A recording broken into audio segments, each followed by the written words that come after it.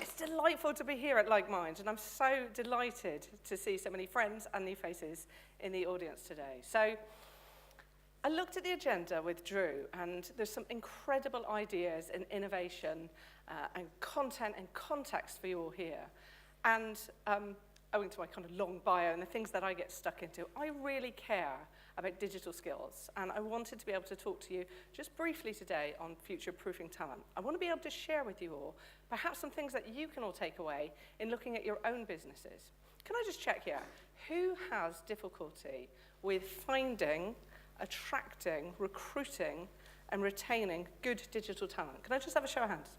Okay. A good few of you. It's good to see that some people in the audience have got it sorted too. Thank you very much for that. So we know that there's a digital skills crisis in the UK. This is not new news, okay?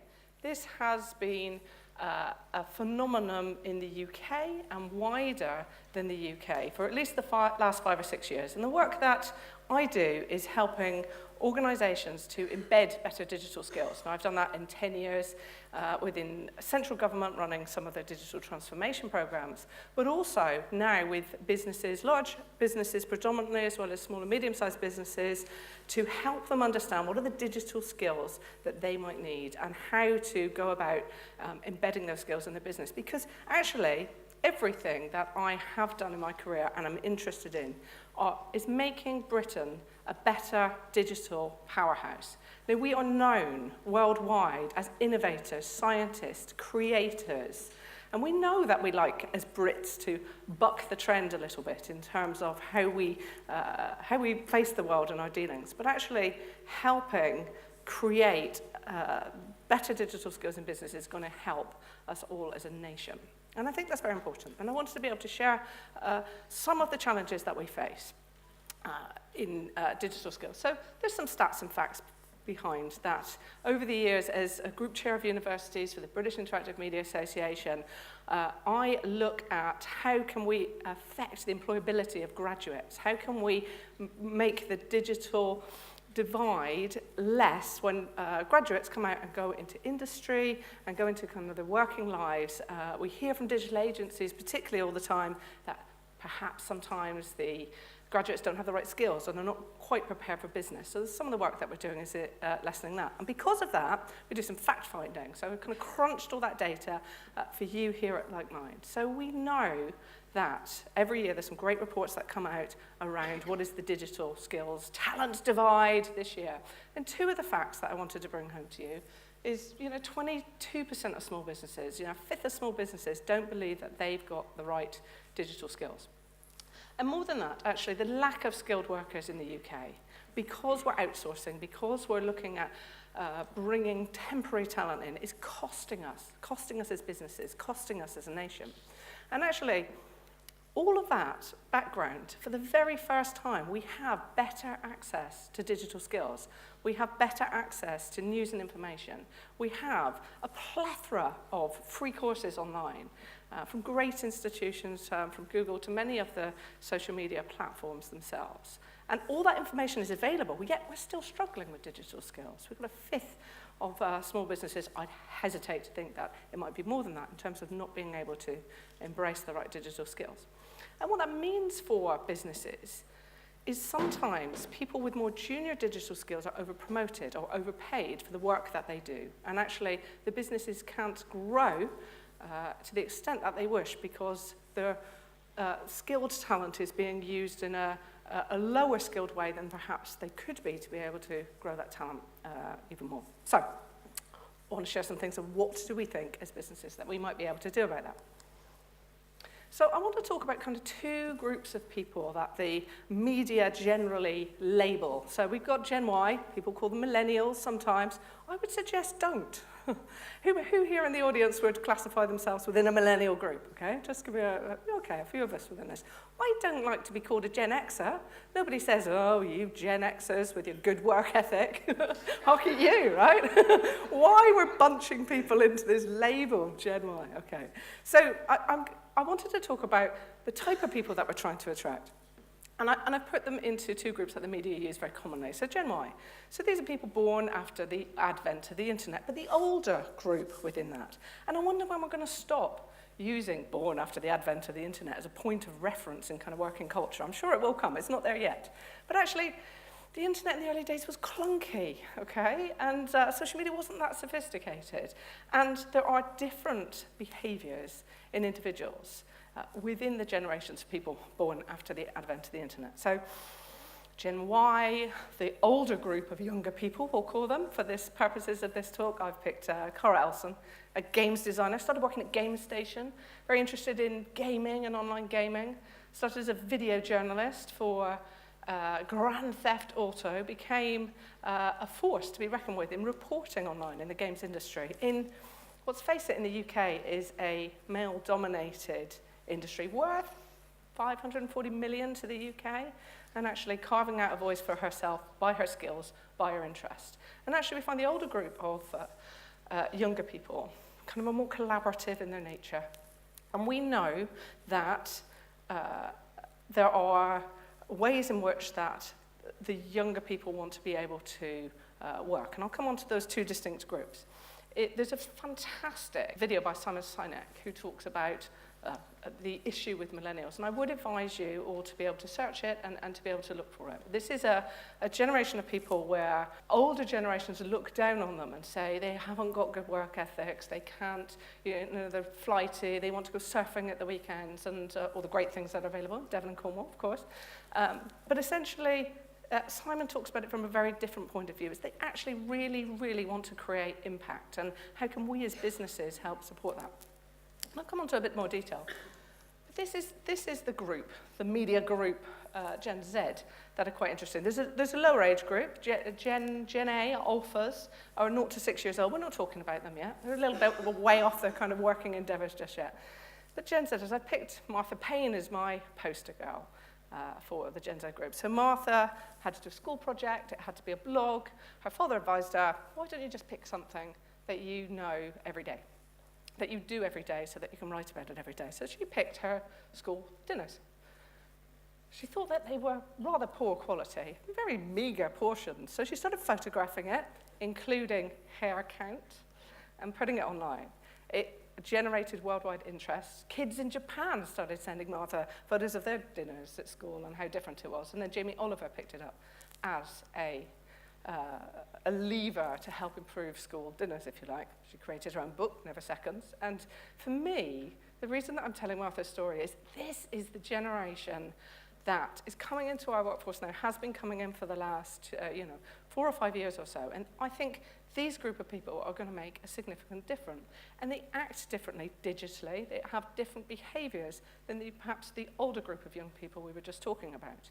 They've grown up in a world not just after the advent of the internet, but where social media has been sophisticated. They're connected, they're collaborative. They don't get drunk as much as the Gen Xers, okay? There's less teenage pregnancies amongst them. They're not clubbing as much, but they care. They care. And Matt Desmere was talking about having principles in your business. These guys are not going to work for you if you don't have principles in your business, okay? They're not going to be interested in the businesses that you are purporting. They are better connected and collaborative, and we think they're going to change the face of industry. They're going to walk into education or government or large institutions, and when people say, hey, this is the way we do things here, they're going to say, no, I don't think so, because there's a better, more collaborative, more connected way of being able to work. And we've got to do something pretty special to attract this younger group of people into our businesses, into our working lives, into our organizations. What are we going to do as individuals and organizations to ensure that we give them the fulfillment they want in their working life, knowing that they'll probably have 2 or 3 side hustles, 3 or 4 concurrent careers, but in their day-to-day working lives with us, no matter what their industry they might get up to in their home working time, lunchtime, and weekends, what are we going to do? Well, we have to kind of understand what they want more than anything else. And actually, there's some research that looks about job security, employee loyalty, if you like. So we know that the conditions of employee loyalty are to give individuals career development. Now, we say job security, knowing that people perhaps want to stay 2 years with you. Nurture them for those 2 years. Let them be the alumni for your business. If they want to stay a few years with you and go on. So job security is still a very strong point within employer loyalty, but it's making sure that they're secure for the tenure that they want to be with you and nurturing and development in that context. It's also looking at clear leadership. Where is your business going? How do they understand how they can play a part in delivering your principled business moving forward? And every year, the Sunday Times has a great list on the best places to work. And every year, I think it's quite fun as a business to tear that apart and put it back together again and say, okay, what are the key drivers, particularly in businesses with a more digital focus and a digital inclination, and kind of replay that. And I wanted to share that with you today. So there's 3 things, really. The first is businesses that invest in skills. So the people that vote and say this is the best place to work, the best small business to work, medium business, large business to work. The one commonality out of the 3 that they have is the businesses are investing in skills. And I'm not talking about actually this is your career pathway and this is the way in which that you will work moving forward. I'm talking about investing in skills that have nothing to do with the working environment. Sushi making, scuba diving, some of these things have been mentioned in the best places to work. It's investing in the people all round. I did a piece of work with Channel 4 a few years ago. They said, Tiffany, come in and help our people understand social media. And I'm like, okay, great. Is it the marketing team? Is it the editorial team or the production team? And they're like, no, I don't care if they've got a yoga retreat or a cycling club. Can you just teach them how to use social media? Because they'll get to understand it in their personal life as much as their professional life, okay? So it's investing in skills that are not necessarily relevant to their career pathway, investing in them as people. The second commonality was charitable endeavours. Now, this isn't giving 10% of your profits away to a charity. This is getting individuals within your business to work, perhaps, within a local charity where they physically see the difference of the effect of their time given to that community and the people that that community and that charity supports. So charitable endeavours are bonding. Now, the last one I always think is quite interesting. So competitive interaction. If your business is large enough, we're talking a full-on company sports day here, okay? In smaller businesses, how can you add that competitive element? Well, it might be that you put, I don't know, a cycling team together.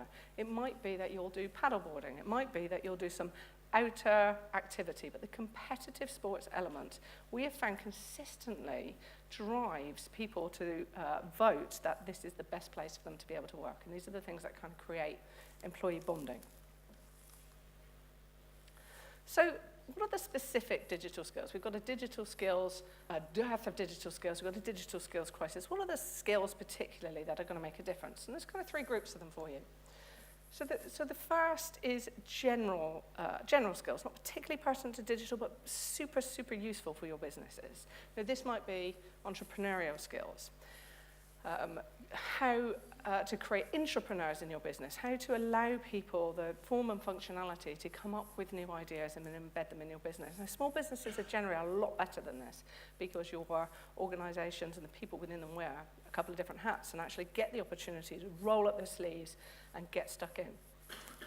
We're looking at interdisciplinary skills. This is if you've got a brilliant project manager, actually it'd be fantastic if they were also understood the business needs and were a strategist. You might have someone who's a technologist, but actually really understands kind of business strategy. That's what we're talking about in terms of interdisciplinary skills. So looking at those 2 or 3 skills that combine to make a real difference to businesses. The key thing that we found in looking at universities and the skills that are coming out of universities is in 5 to 10 years' time, the skills that are being taught in universities now perhaps won't be necessary, okay? If there's one thing that we can do for all our graduates right now, and I urge you in your businesses too, is teach people how to learn. We've forgotten the ability from learning naturally, from running and walking, to be able to look at how to learn as a discipline because the skills will change. My job didn't exist 10 years ago. How do we consistently encourage people to understand how to learn. It's going to benefit you. The hybrid skills, so this is collaboration, leadership, communication, the softer skills, some of the things that Catherine was talking very well about yesterday in terms of looking at how we get people to not only in their specialisms, but be able and brilliant communicators, and management and leadership. So there's some general skills, learning how to learn, perhaps the most important of those. The second are, what are the specific digital skills? So Gartner, the great resource for research, highlighted these skills as the key skills that are digital skills. You look at those and that's not a specific digital skill, Tiffany, you know. Be innovative, be flexible, be analytical. No, but essentially the research from Gartner said this will absolutely make a difference to governments. It will also make a difference to business. It came out in summer of this year. So have a look at that wider report. But the creative skill set, who are the body that fund creative skills, of which kind of digital skills come within in the UK kind of funding body, did a piece of research to put together and look at what are the specific digital skills that are going to make a difference to businesses today. There's probably about 30 of them, but actually we've grouped them for you in looking at what are the really specific things. And there's small businesses, and I know that micro businesses, small businesses, even medium businesses today. The thing that's missing within the UK is the content monetization. And it might be not entirely your business, but I would urge you the professional digital literacy. This is being able to use brilliant digital tools and being able to understand digital language as it's changed. Now, you people are preaching to the converted in this endeavor because you're all here, and there's some of the things that you're going to hear today you know of already, and hopefully there will be some really interesting and new things for you too. But this is encouraging you all with your professional digital literacy, if you like. In terms of the digital media skills and data for small businesses particularly, we're looking at, actually, you might, as I was speaking to some agencies in the workshops yesterday, be brilliant at making apps, brilliant at making web estates. But actually, if you look at what are the skills around that that's going to surface your information, the metadata and the SEO to make sure that your service and your business is more discoverable online than some of your competitors, the opportunity to do open social listening, to see what's being said about your brand, your product, your business leader in real time is going to help affect your business strategy. Having elegant, beautiful website and services online to be able to help people to view and understand your products and services. The way in which that you can use email as a sophisticated workflow so that you're appealing and sharing automated content to people who are more interested in it, depending on how they interact with your business, are all absolute gateway skills for small businesses today. You know, getting your head around, you know, Facebook advertising, Twitter, Instagram, the way in which that we can super target individuals and organizations now, I think is absolutely critical gateway skills for small businesses. And some of the behaviors of the people that we want to attract. So we know that the skills are going to change. We know that the digital skills that are being taught now will change, but it's about the people that we want to attract. We want them to be curious, experimental, coachable within your business, even if you don't necessarily have the skills right now to be able to coach them. So advising people to, you know, recruit on their attitude and then upskill them. So this is in your selection process, your attraction process, determining how will you find out that they're curious? What are they doing? What are they interested in? How much have they found out about your business? How much have they found out about your industry? You have the opportunity to, you know, unpack and uncover that. So there's 4 quick ways that I want to be able to share with you in terms of what we can all do as small businesses. And I guess the first is be very clear as a business in terms of where you are going. Be very clear. Not your vision, not your mission, but your really specific business objectives. Because you can't perhaps measure your business and its activity unless you have that really clear understanding of your business objectives, your view of your marketplace, your view of your competition, your view of your industry to help differentiate your services as an organization. So be very clear about where you're going. How can you help these bright, interested young people be part of your business and organization and enterprise if you are not clear about where you're going? The second, people then skip straight to training. This is where we go in, we need to train people. Understand, first of all, what are your current capabilities? Look at what are your workforce skills at the moment, both personally and professionally. You may have people within your business that have great skills that are just not being utilized in the right way. So understand the benchmark of skills in your business. And then the second, obviously, find out where those gaps are between where you want to go as a business and where the current capability is. Because there's 3 or 4 ways that you can perhaps enable yourselves to get there. So you might need to restructure your teams to be able to deliver better against your gaps. You might need to train people, hire people, have people working in different ways. You might need to then underpin that with greater processes or guidance or systems to be able to do it, or the technology platforms itself. So 4 quick lessons there. We are out of time. I'm very grateful for your listening and attention. I'm here all day. You want to talk about digital skills? I'd love to speak to you. Thank you very much.